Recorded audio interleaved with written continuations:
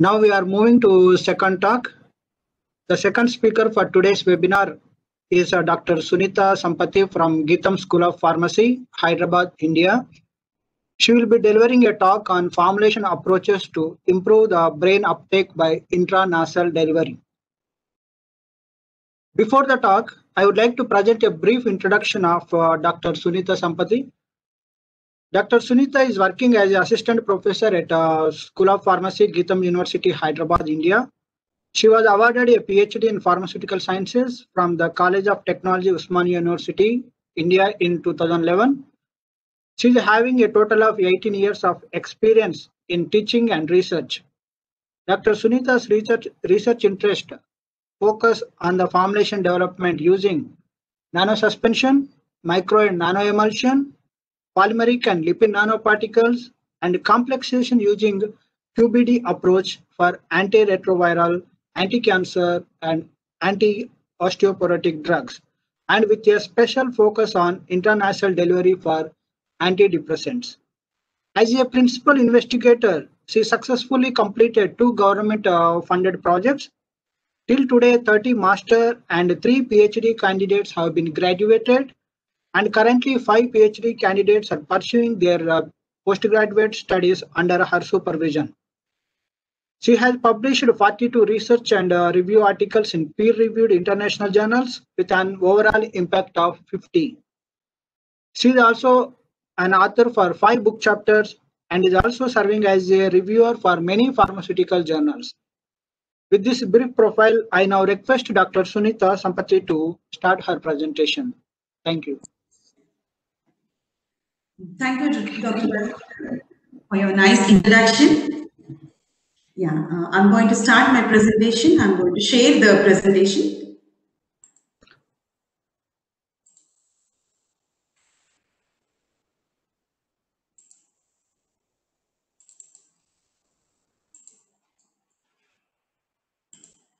Yeah.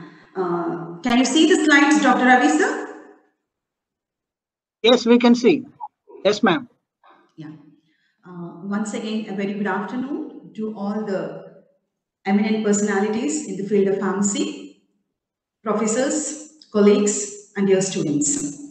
I'm here going to share my views on the topic which we have worked out in our labs by our PhD students. This is formulation approaches to improve the brain uptake by intranasal delivery. These are the contents of my presentation. The idea of intranasal drug administration is not completely new, and it has been used in ancient Indian medicine.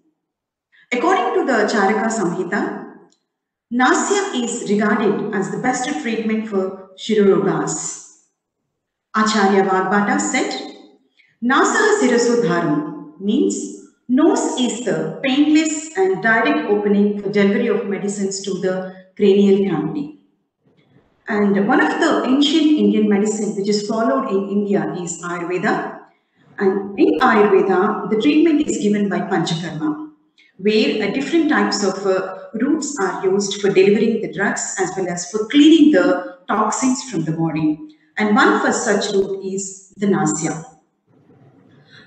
So the same nasal route is used by many Ayurvedic drugs also.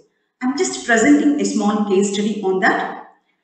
This is the Nasya medication which was given to a coma patient who was 61-year-old. She was admitted to hospital for 28 days.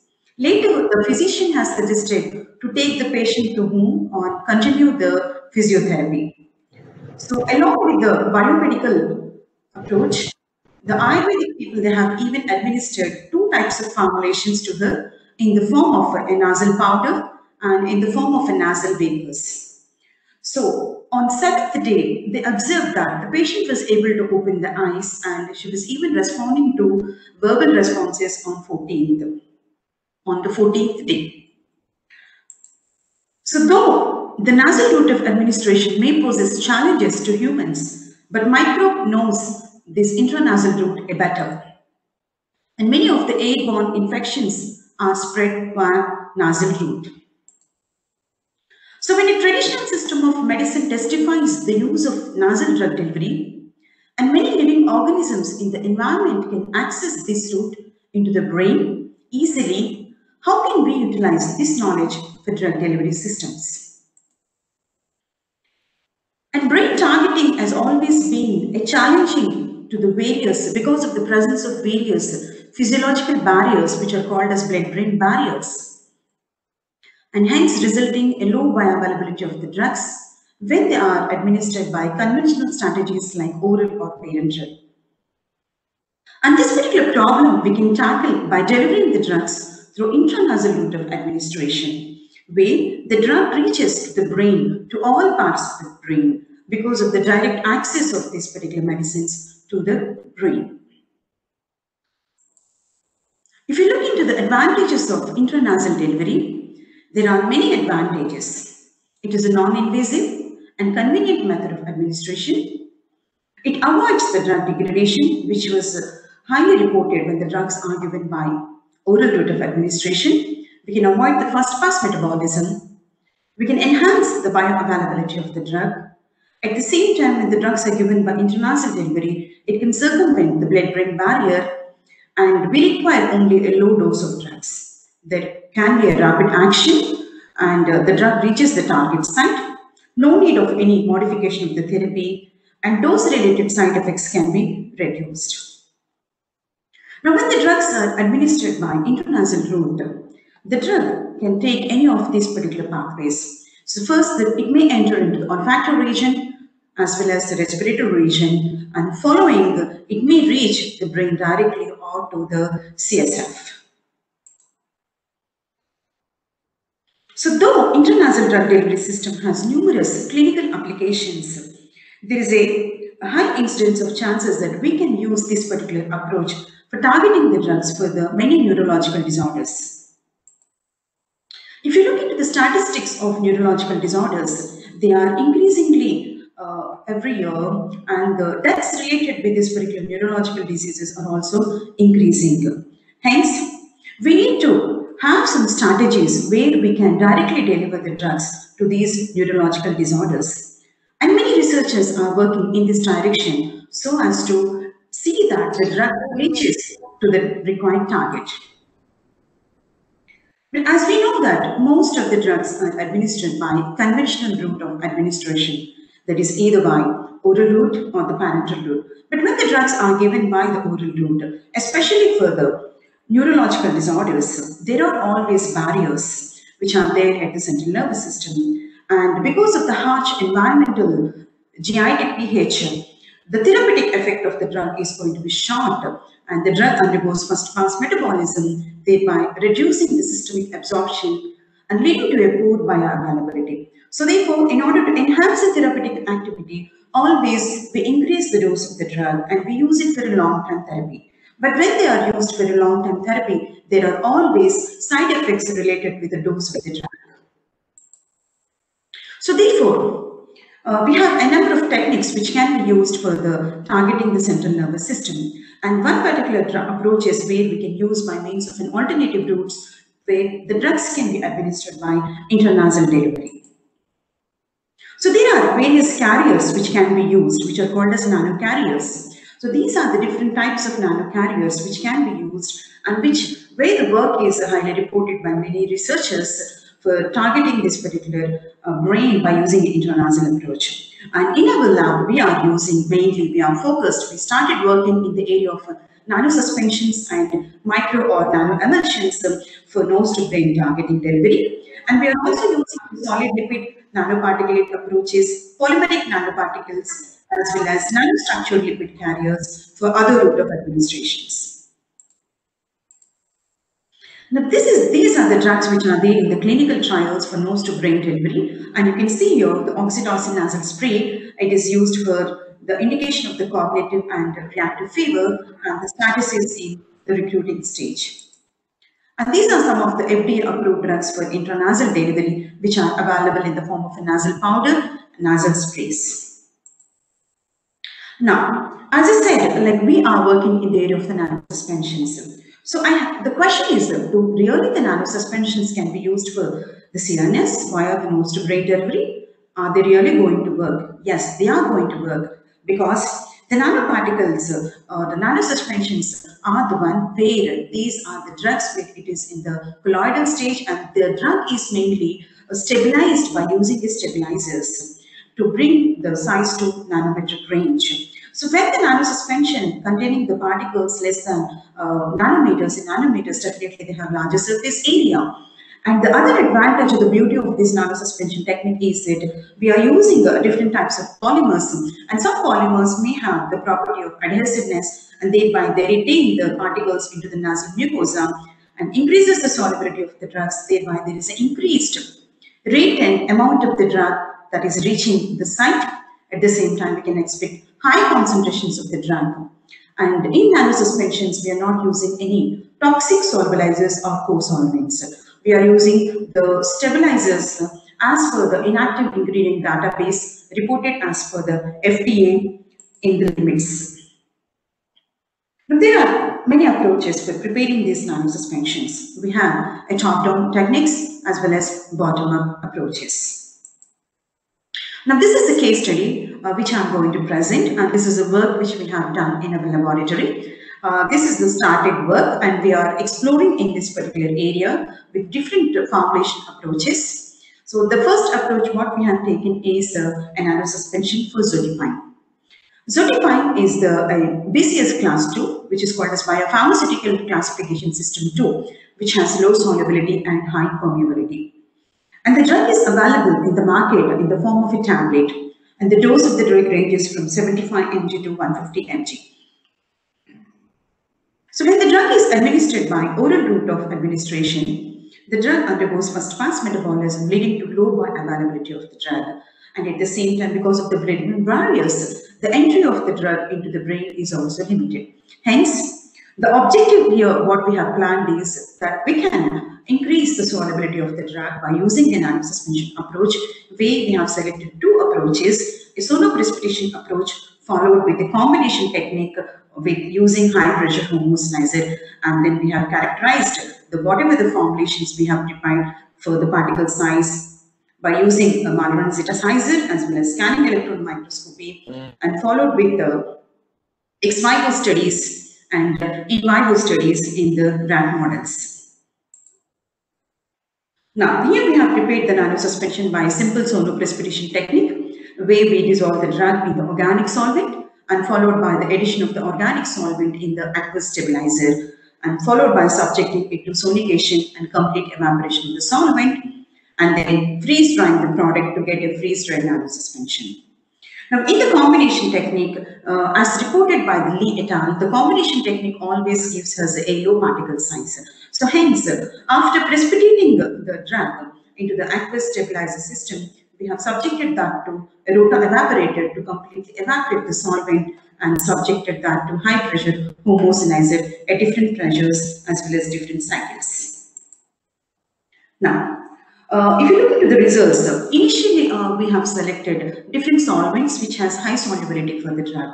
So depending upon the solubility of the Zotepine, the methanol and acetone were having high solubility. So in the preliminary studies, when acetone and methanol was used for preparing the nanosuspension, the methanol organic solvent or the solvent which was resulting in large particle size which were greater than 2000 and 4000 nanometers. But whereas the acetone was giving us a low particle size. So when compared with the two solvents, so we have further continued only by taking the acetone as an organic solvent.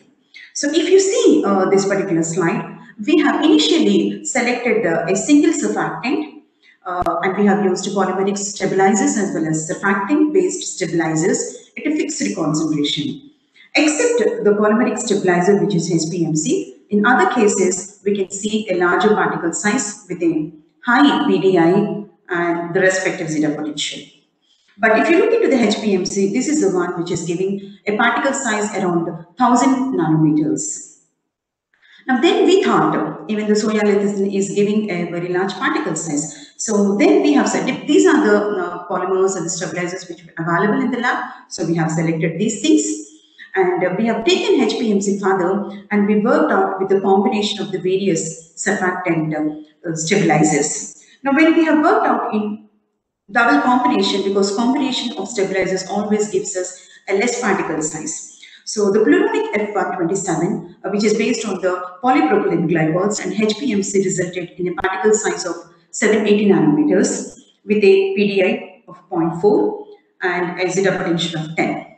But we have seen in the preliminary studies that the soya lecithin is giving a very good zeta potential.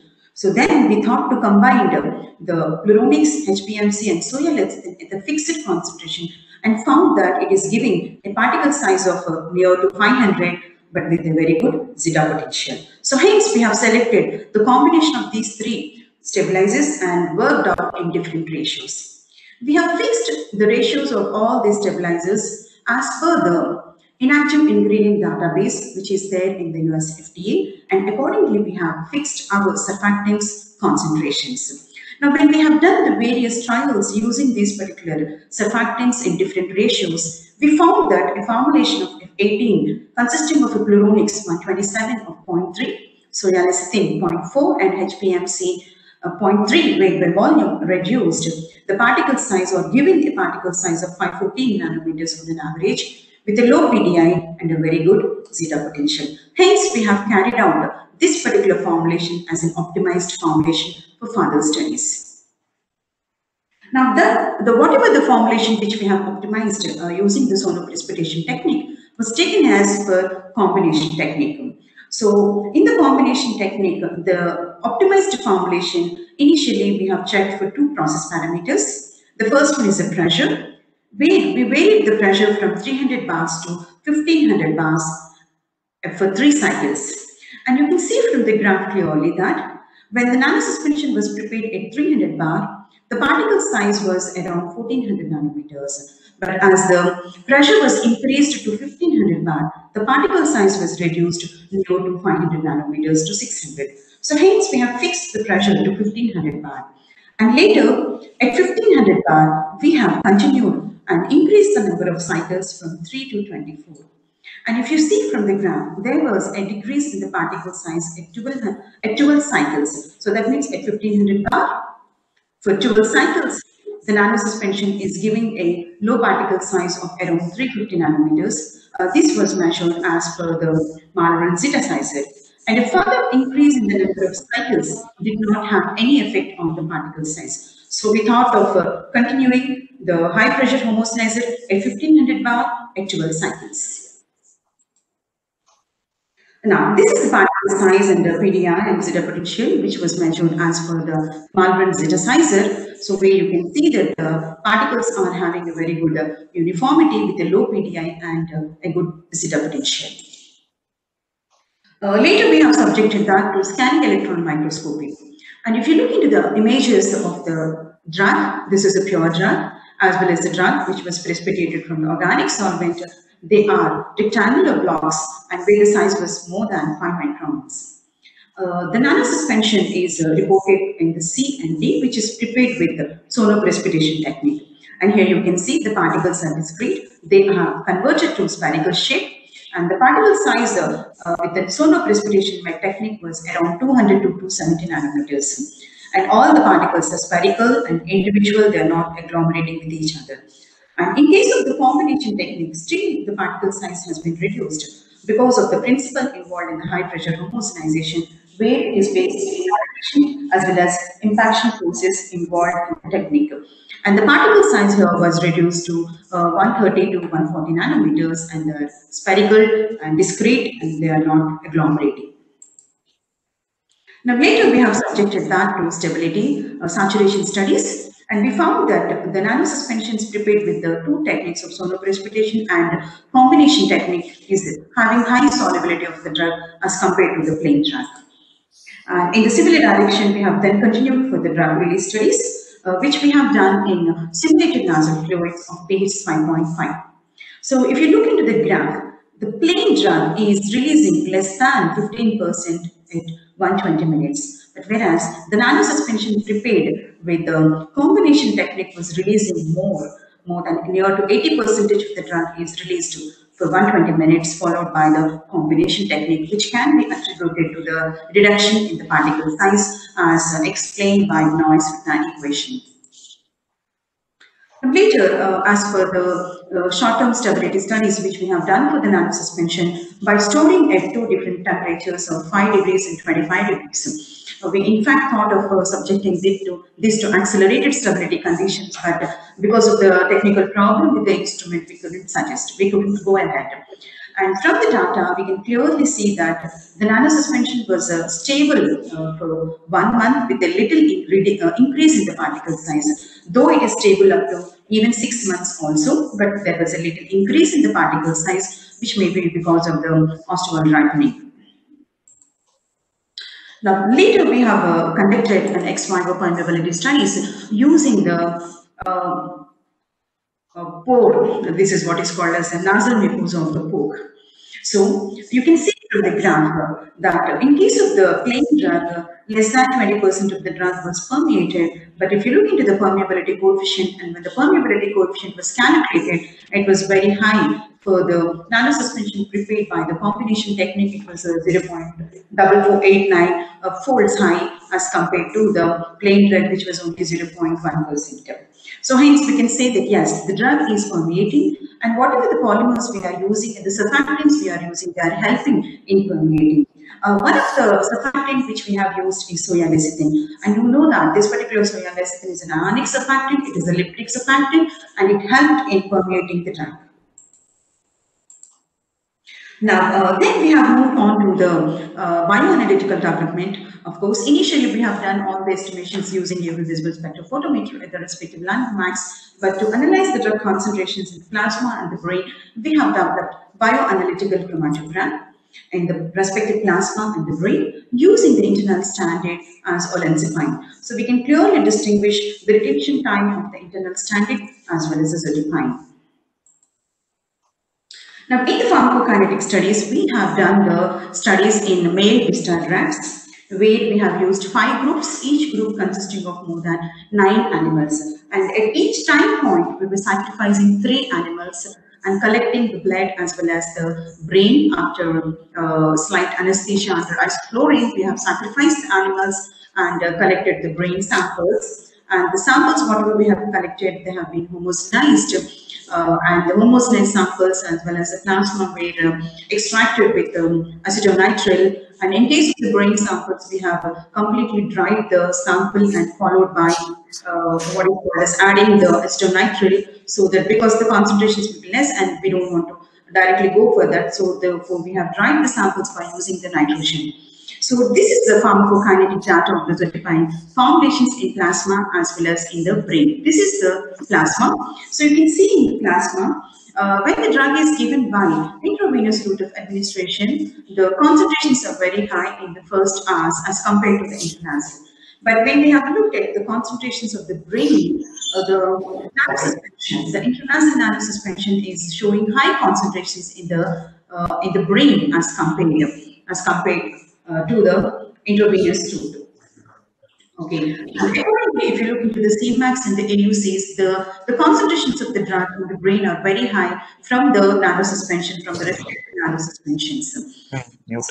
Yeah, and simultaneously we have calculated what is called as drug targeting efficiency and drug transport percentage by subjecting the data or taking the values of the brain intranasal and the plasma intranasal and brain intravenous by the plasma intravenous. So what we found is that the targeting efficiency is very high in case of when the formulation is administered in the form of a nanosuspension. So we can conclude, we can say that there is an uptake of the drug. There is an uptake of the drug when the drug is given by intranasal route. Maybe the drug has been taken up by 2 pathways. That is, the first one is what is called as a systemic pathway. So in the systemic pathway, the drug directly reaches the systemic circulation and it hits the brain by transversing the blood-brain barrier. And the second pathway which the drug has taken is the olfactory pathway. So in the olfactory pathway, the drug moves straight into the CSF as well as the brain from the nasal cavity. Hence, it can be assumed that whatever the proportion of the drug is reaching the brain following the intranasal administration, it could be be contributed by either of this, both by the systemic pathway as well as olfactory pathway. And whatever the excipients we are using are also playing a major role in showing the high concentrations of the drug. As I said, so yeah, lecithin is increasing the nasal absorption by enhancing the permeability of the drug, whereas the pluronics is known to increase the transcellular transport of the drug when given by nasal cavity, and it also helped in reducing the particle size. And whereas the HPMC, it helped in improving the drug residence time in the nasal cavity because of its mucoadhesive property. So in overall, we can say that yes, nasal route of the administration of the nanosuspension has increased the concentrations of the drug in the brain by 5 times and more, 7 times when the drug is given by a nanosuspension of a sonoprecipitation technique and a combination technique. Now, immediately after these particular studies, we also done the cytotoxicity studies in the various cell lines. So here we have done the cytotoxicity studies in 3 cell lines. The first one is what is called as the RPMI cell lines. These are human nasal epithelial cell lines. Or we also call it as a human nasal epithelial cell lines. And the second study, the second cell lines what we used is these are B2B cell lines. These 2B cell lines are mainly meant for the human lung epithelial cell lines. And the third cell lines what we have selected is the Neuro 2A cell lines. These are the mouse neuroblastoma cell lines. And the reason for selecting all these cell lines is the first RPMI cell lines are generally these are used as the first screening tools for cytotoxicity, as well as for the permeability of the drugs in preclinical evaluation, and where the drugs are given by, especially by intranasal route of administration. Because we know that the mucosal layer on the nasal cavity is very sensitive, therefore we need to assess the toxicity of the compounds, whatever we are introducing into the nasal cavity by performing the cell line assay on RPMI cell lines. Then, as we know that when the drug is going to be administered by a nasal route of administration, some amount of the drug also enters into the lung. So therefore, we have checked the cytotoxicity of the other formulation on the bronchial cell lines. And finally, we have also checked the toxicity of the drugs in the neural cell lines, because finally our drug has to reach the brain. So when all these particular cell lines were used and studied for the cell viability, followed by MDT assay where we have calculated the IC50 value, we found that the cytotoxic of all the prepared nanosuspensions as a dose-dependent manner as seen from the cell viability. But if you look into the IC50 values, the bland nanosuspension IC50 values are very high, indicating that the bland nanosuspension containing the excipients are highly safe. And the IC50 of all the other formulations of Zotepine plain drug as well as the nano formulations were found to be significantly low and different from that of the blank nanosuspensions. But from this particular study, we can confirm that the nanosuspensions as well as the plain drug did not cause any toxicity at the levels of what they have been exposed.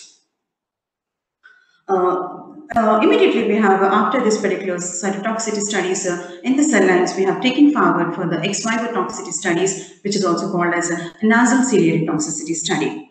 So here we have done this particular study in the nasal mucosa of the porcine skin, that is the pig. So we have exposed the formulation to the nasal mucosa of the porcine pig, and then later we have checked for the damage of the ciliary. So the A is a positive control where it has been exposed to the saline, B is a negative control, and as for the literature, the negative control is always maintained by isopropanol, so the same we have used here. And from this particular histopathology section, we found that the negative control where there is a damage of the nasal mucosa, extensive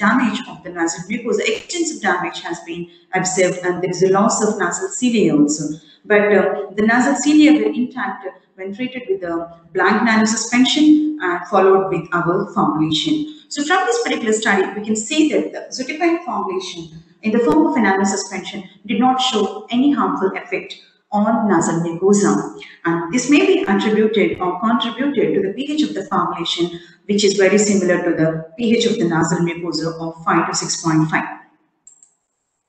And finally, we conclude that the study projected us to come up with a successful formulation of a poorly soluble drug of Zotepine as a nanosuspension, and where the optimized formulation is consisting of a combination of 3 surfactants, because as reported by the authors, a combination of surfactants always stabilizes the systems in a better way rather than a single stabilizer.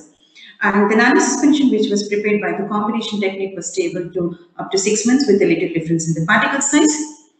Ex vivo permeability study also enhanced the permeation across the nasal mucosa because of the presence of the various surfactants. And the AUC values of the drug in the brain by both the approaches was approximately 5.6 and 7-fold greater than plain Zotepine. Cytotoxicity test of all the formulations on various cell lines proved to be safe. And from the ex vivo nasal-cilia toxicity study, it found that the formulation did not exhibit any significant differences in the microscopic structures after treating with the Zotepine nanosuspension. And finally, we can state, we may say that yes, intranasal Zotepine nanosuspension is a better approach to increase the brain distribution of Zotepine. So this is our research team, and she is all these are my doctorate students who has completed and submitted their thesis and successfully awarded. She is Dr. Sonia, who is working as a postdoc fellow at Ireland. She's Shravanti, who has just completed her PhD, and he's Dr. Nagarjun, who is presently working in a pharmaceutical company. And these are the other students who has contributed and helped Dr. Shravanti.